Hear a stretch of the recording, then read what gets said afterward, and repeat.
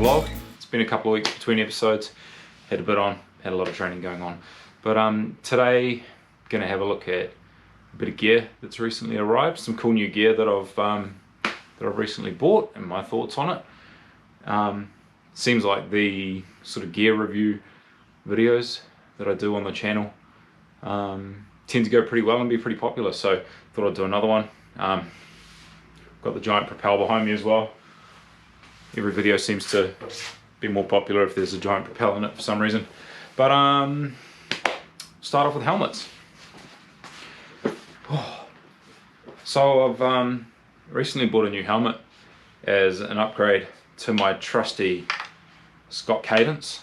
Now I've had the Scott Cadence Plus, I think it is. Yeah, I've had the Scott Cadence Plus since 2017, I think. Pretty sure I bought this one just before I went to World Champs in Rotterdam. It's a road helmet, pretty aero, pretty minimal ventilation, pretty light as well. Main reason for wanting to upgrade it is because it absolutely reeks just from sweating in it so much. Yep, and it's not easy to get the replacement pads. I've washed these a few times and they've just got to the end of its life. It's also starting to lose a bit of paint on the top from all the races where you have to use stickers and that sort of thing, and they've peeled the paint off a little bit. That said, there's nothing wrong with it. Structurally, hasn't been dropped, hasn't been crashed, although there's a few gouges out of the back of it, courtesy of some local magpies on the country roads around where I live. Seem to love to attack from behind.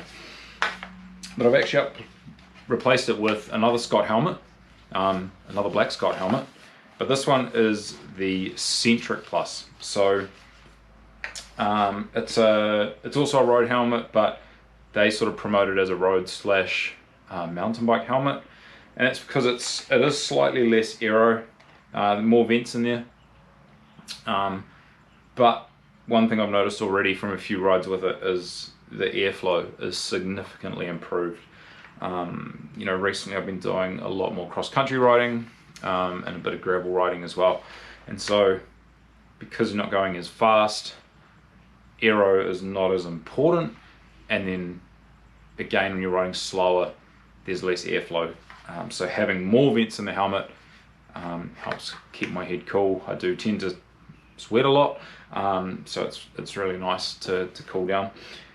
I always thought that the Cadence Plus was a pretty light helmet, but the Centric Plus is even lighter.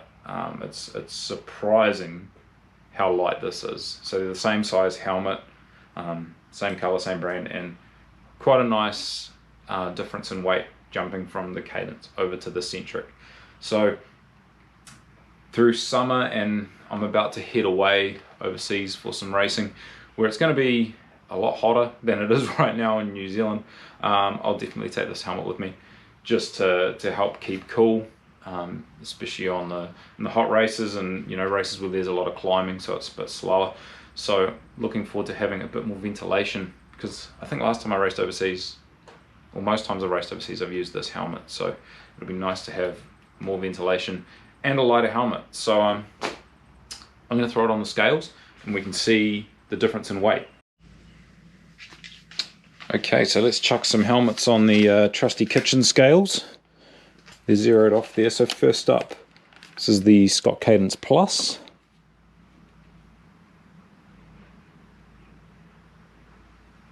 Which we've got 294 grams. Oh, 295, 294. Yep, 294 grams. Now we'll go with the Scott Centric.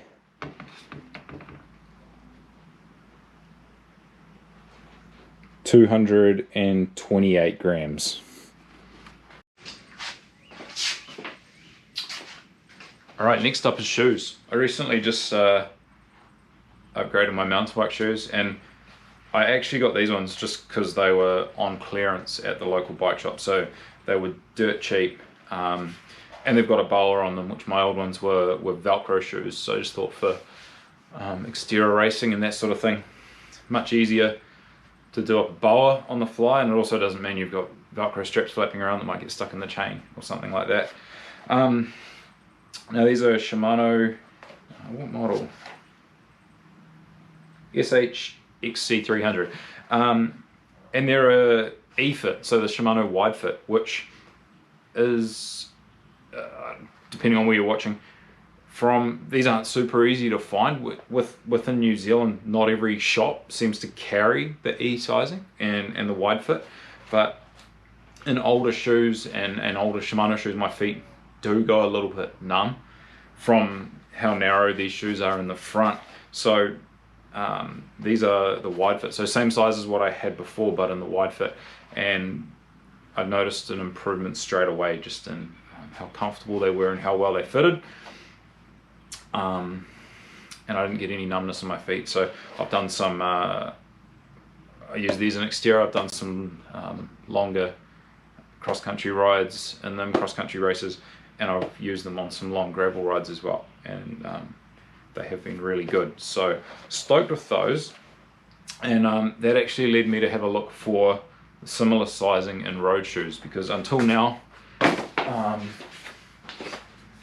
I've run the trusty S-Phyre 901s for a number of years in a size 45, and these are just a standard fit. And of a few different shoes that I've tried, these have been pretty good on my feet. Still a little bit tight.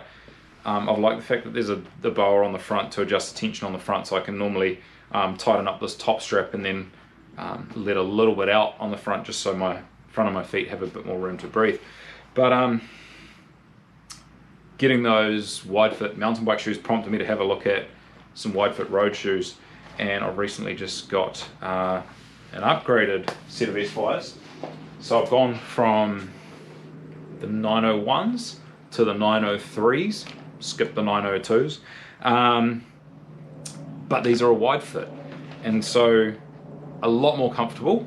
I've had a couple of rides in them already, and again, just a lot less pressure on the sides of my feet at the front, and they actually feel like lighter shoes as well. So I'm going to throw them on the scales compared to the 901s and see what the difference is, if there's a difference.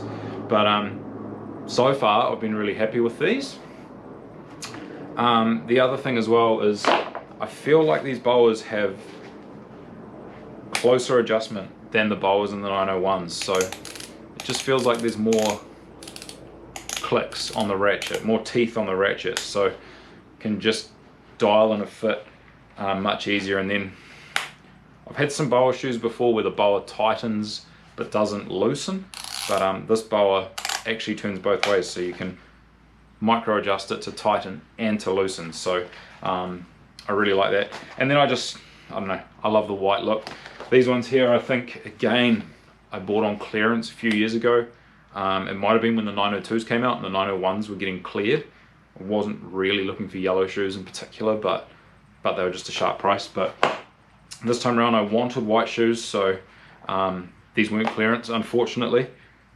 So I bought them, but they were available in the wide fit, which not every shop had wide shoes available, so I was stoked to get those. We'll compare the two weight wise, but got exactly the same cleats on the bottom, just the standard yellow SPD cleats. Okay, and let's chuck the shoes on now. So this is the S-Phyre 901, size 45, left shoe, 315 grams. And then the S-Phyre 903, also left shoe, same size, but this is the wide model,